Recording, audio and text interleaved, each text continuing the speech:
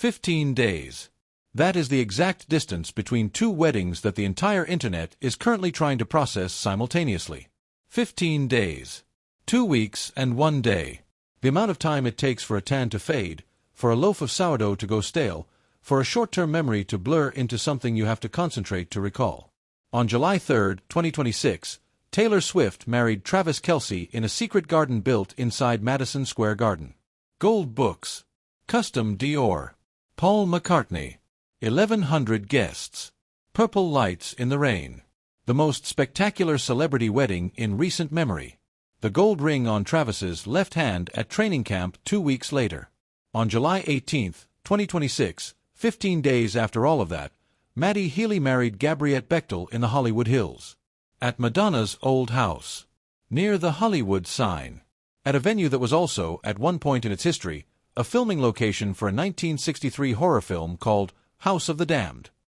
And with a black diamond ring. Not a vintage old mine brilliant cut like the one that Travis Kelce had custom-made by a jeweler who engraves gold by hand. A black diamond. Surrounded by paved diamonds.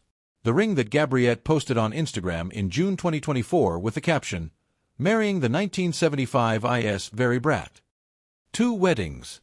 15 days apart. 1 ex-girlfriend connecting them. 1 timeline that, if you laid it out on a piece of paper, reads like something Taylor Swift might have already turned into a song. This is the story of both weddings. Of how we got here. Of the relationship that ended in June 2023 and sent 2 people on completely different trajectories that somehow ended in the same month, in the same summer, with the same word on both of their left hands. Married. Let's start at the beginning. The actual beginning. The brief, chaotic, publicly messy, widely documented, heavily analyzed chapter that connects these 2 stories in the first place. June 2023. Taylor Swift has just come out of her 6-year relationship with Joe Alwyn, the British actor whose relationship with her was so private that it barely existed in public even while it was happening. 6 years. Almost entirely invisible to the world. And then it ended. And Taylor Swift, freshly out of the most private major relationship of her career, was suddenly, briefly, very publicly linked to someone who is essentially the opposite of private. Matty Healy, frontman of the 1975 British rock musician. Charismatic, erratic, frequently provocative, wildly talented in the specific way that a certain kind of frontman is wildly talented, the kind who make you feel like you are watching something real even when you cannot tell what is real and what is performance. He had been, according to various reports and extensive fan speculation over the years, a recurring presence in Taylor's orbit. Someone she knew. Someone she was attracted to. Someone the internet had been whispering about as a potential pair for years before anything happened between them. And then, in June 2023, something happened between them. It lasted weeks. Not years. Not months. Weeks. And it was visible. More visible than almost anything Taylor had done publicly in years, and then it was over. She had lunch with his mother. Attended a 1975 concert. Was seen with him in public in ways that made the relationship impossible to deny. And then, approximately as quickly as it had started, it was done. The post-mortem came in album form. As it always does with Taylor Swift. April 2024. The Tortured Poets Department. And across multiple tracks on that album, fans and critics identified what appeared to be very specific portraits of a very brief relationship that had not gone the way she hoped. The Smallest Man Who Ever Lived was the clearest, a track so specific in its grievances, so precise in its takedown, that it has been analyzed more thoroughly than some graduate dissertations. A song about a person who made you feel foolish for having believed in them. About the specific embarrassment of having chosen someone who turned out to be smaller, in every meaningful way, than the version of them you fell for. The song was not subtle. It was not coded in the way some of her earlier heartbreak songs were coded. It was direct. It was furious. It was the work of someone who had been, in her own words, down bad. And Matty Healy, when asked about the Tortured Poets Department in interviews, navigated the question with the practiced deflection of someone who has been in this position before, the famous ex of Taylor Swift, newly assigned to the permanent cast of characters in her expanded musical universe. He said things like, "I'm a fan of her work." He said things like, "I'm very happy." He said things that were designed to close the door on the topic without being actively dismissive. He was, by that point, with Gabbriette. Gabbriette Bechtel. Model. Musician. Actress. She goes by just the one name in her professional life, the way that a certain kind of cool person in a certain kind of creative world operates.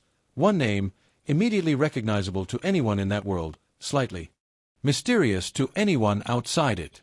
She was 27 at the time of the engagement, 28 at the wedding. She has the specific energy of someone who is genuinely unbothered in a way that cannot be performed convincingly. You either have it or you don't, and she has it. They met through Charlie XCX. Which is important, because Charlie XCX is in this story in multiple directions.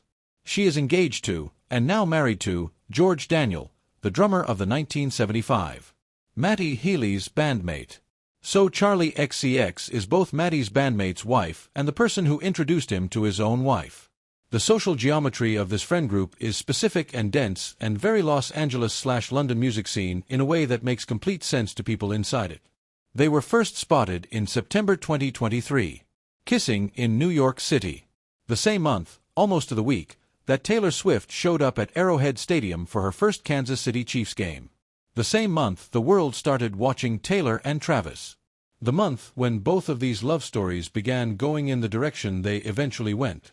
September 2023. The month everything started and ended simultaneously. Matty and Gabbriette beginning. Taylor and Travis beginning. The old chapter fully closed, both sides starting new ones at essentially the same moment. Time is extremely strange. Matty and Gabbriette attended Fashion Week events together that September. They were seen around New York. They were not hiding. This was not a private, slow-burn relationship in the Joe Alwyn mold. This was two people in a world that documents itself constantly, being seen being together, not particularly bothered by it. June 2024. Charlie XCX's Brat Show in Brooklyn. Matty and Gabbriette are there. And after the show, Gabbriette posts something on her Instagram stories. A photo of her hand. On the wedding finger of her left hand, a ring. A black diamond, surrounded by paved diamonds, throwing an amount of light that is the opposite of understated. She captions it, "Marrying the 1975 is very brat." All caps. Marrying the 1975 is very brat. Not, "We're engaged." Not a sweet, traditional announcement with a couple photo and a heart emoji. She announced her engagement to the frontman of a band by saying marrying him is very brat, in reference to Charlie XCX's then-current album, whose single-word title had become a shorthand for a specific kind of aesthetically self-aware, unapologetically cool energy. The engagement announcement was, like everything about Gabbriette's public presence, exactly the opposite of conventional. Matty reshared the post. That was his confirmation. A reshare. Not a caption. Not a statement. A reshare. Very brat. Denise Welch, Matty's mother, a well-known British television personality, loose women panelist, person who does not typically keep her opinions to herself about things she has opinions about, had opinions. Large, enthusiastic opinions. She said on Loose Women, "I couldn't be more thrilled. We couldn't be happier. She is everything I would want in a daughter-in-law. She is everything I would want in a daughter-in-law." From a woman who famously, on television, across multiple appearances, is happy to share exactly how she feels. Denise Welch is not someone who trades in polite understatement. She wanted this marriage. She was very happy about Gabbriette Bechtel. She said so, repeatedly and enthusiastically, on British television. And then the wedding planning began. Or rather, the wedding planning didn't begin. Not quickly. Because Gabbriette told People magazine at the premiere of I Know What You Did Last Summer in July 2025 that she was bad at planning stuff. She said, with the specific energy of someone who has made peace with their own limitations, "It might take a while because I'm bad at planning stuff. But the wedding bells are somewhere up there. The wedding bells are somewhere up there. Not here. Not scheduled.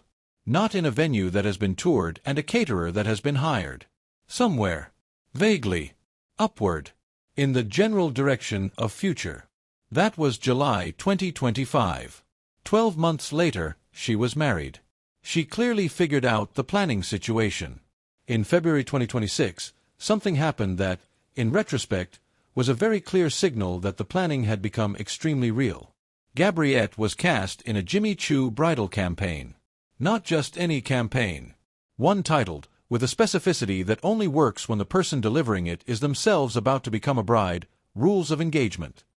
7 Rules for Modern Brides. From Gabbriette Bechtel, who was wearing Jimmy Choo for the campaign, who was about to marry Matty Healy, who had said a year before that the bells were somewhere up there. Rule 1. Act like you're surprised, even if you know the proposal's coming. Rule 2. Your ring should bling. And if it doesn't, upgrade. She said this. The woman with the black diamond ring said, your ring should bling. The black diamond does, in fact, bling. Just in a more gothic, more 1975 adjacent, more very brat way than the traditional white diamond. The bling is there. It just wears different shoes. Rule 3. One pair of shoes is never enough. One for the pre-party, one for the wedding, the after-party, one for the after-after party. Rule 4. This is a celebration, not a performance. That one lands differently when you compare it to Taylor Swift's wedding, which was simultaneously a genuine personal celebration and one of the most elaborately produced events in recent American history. Gabbriette's rule, this is a celebration, not a performance, sounds like someone who has thought specifically about the line between those two things and has decided where she wants to stand. Rule 5. Bags don't have to be functional, just fun. Rule 6, which is the one that made headlines, let your fiancé think that they're helping. They pick the music, you pick everything else. Democracy. She said it with a laugh. She clarified, they pick the music, you pick everything else. Democracy. Meaning, it is not a democracy. Matty picked the playlist. Gabbriette picked the venue, the decor, the flowers, the dress, the shoes, all of it. He picked the songs. In Gabbriette's estimation, she picked everything, he had fun, everyone was happy. Rule 7. Remember, this is about love, and looking hot, but mainly about love. Mainly about love. Not primarily about the flowers or the dress or the venue. Mainly about love. With a side of looking hot. In that specific order of importance, stated with the specific confidence of a woman who has thought about this and arranged her priorities correctly. And then, on July 18, 2026, she applied all 7 rules. On a Saturday evening in Los Angeles. At Castillo del Lago. Let me tell you about the venue. Because the venue for Matty Healy and Gabbriette Bechtel's wedding is one of the most genuinely interesting buildings you could choose for an event of this nature.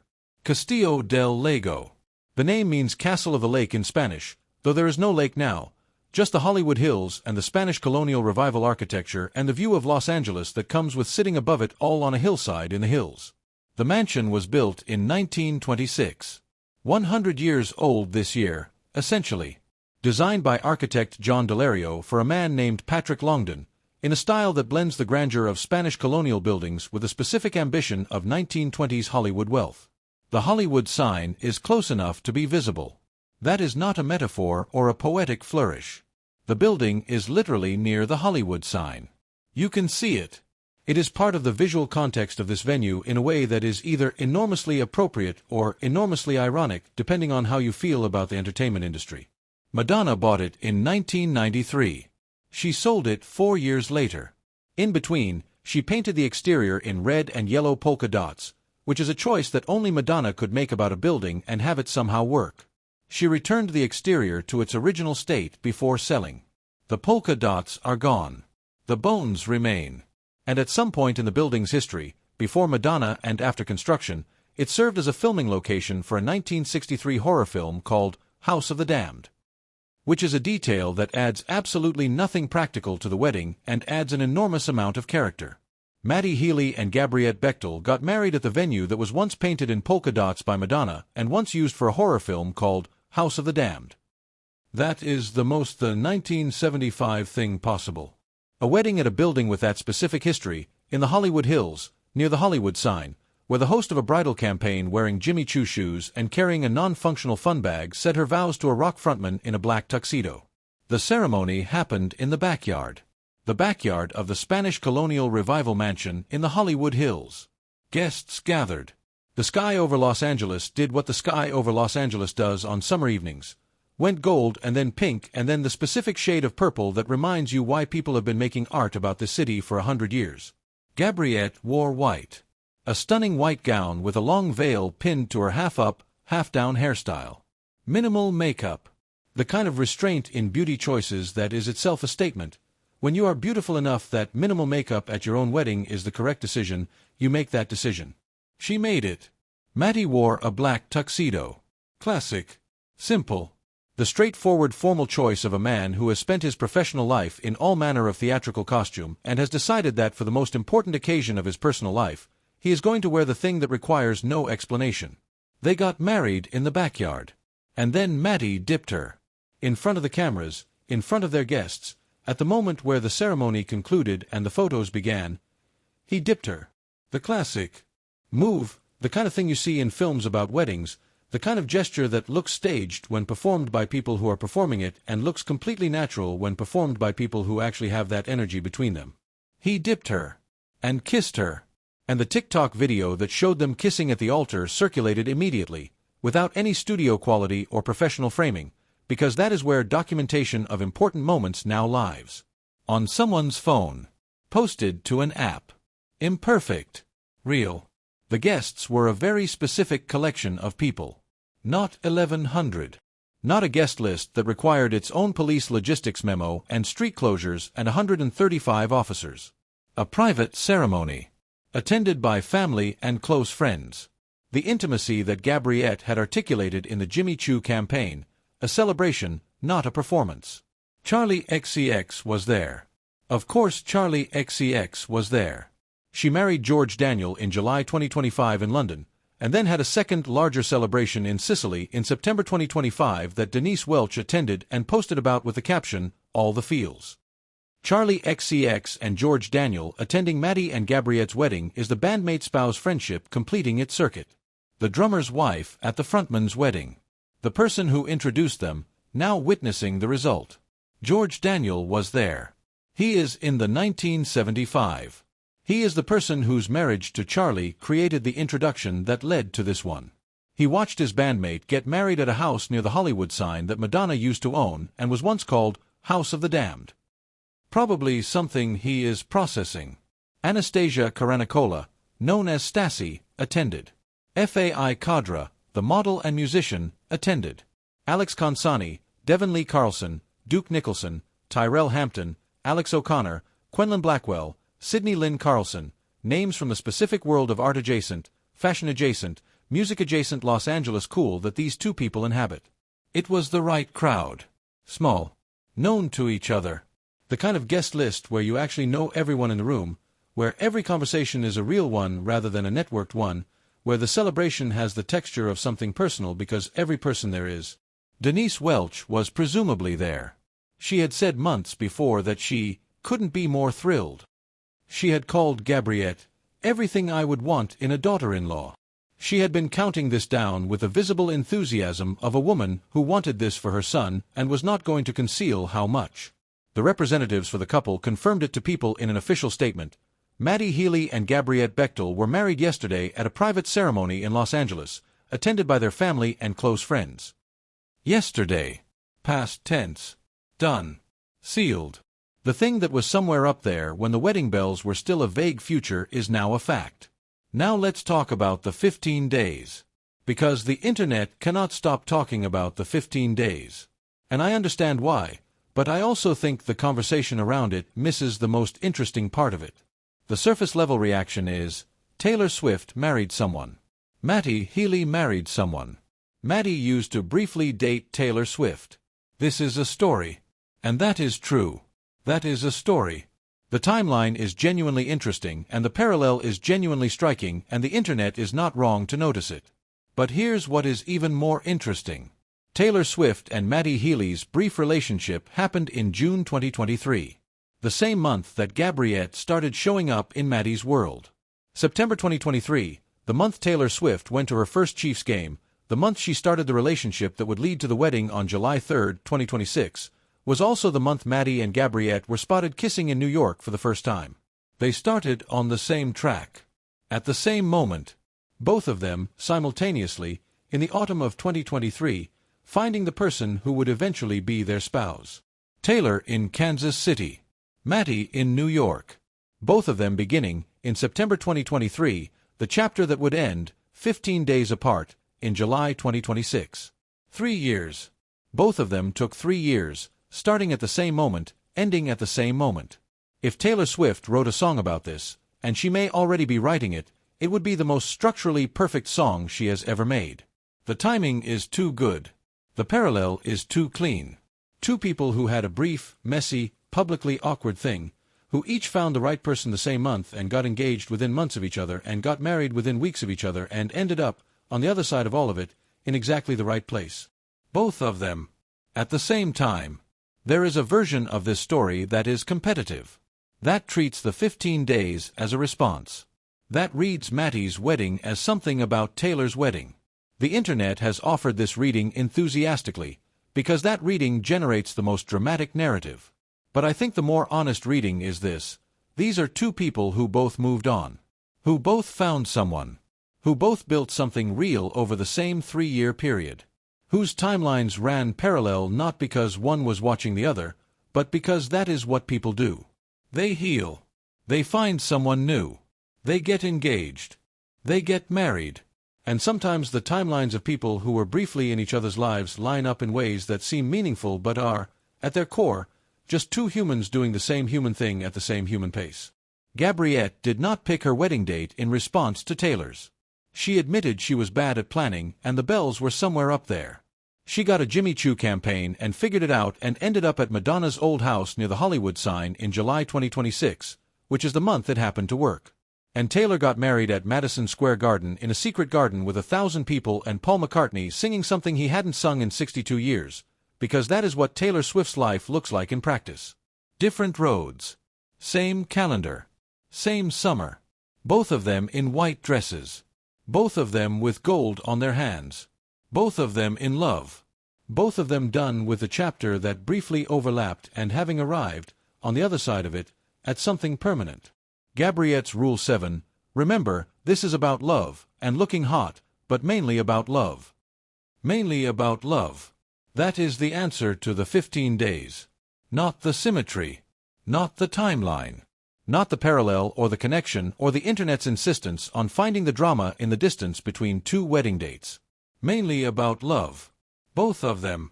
And near the Hollywood sign, in the backyard of Madonna's old house, in front of the people who matter most, with a black diamond ring and a white gown and a rock frontman in a black tuxedo who dipped his bride and kissed her for the cameras. Gabbriette Bechtel and Matty Healy got mainly about love right. Stay with us. Because both of these stories are just beginning their next chapter. And one of them is almost certainly going to be an album.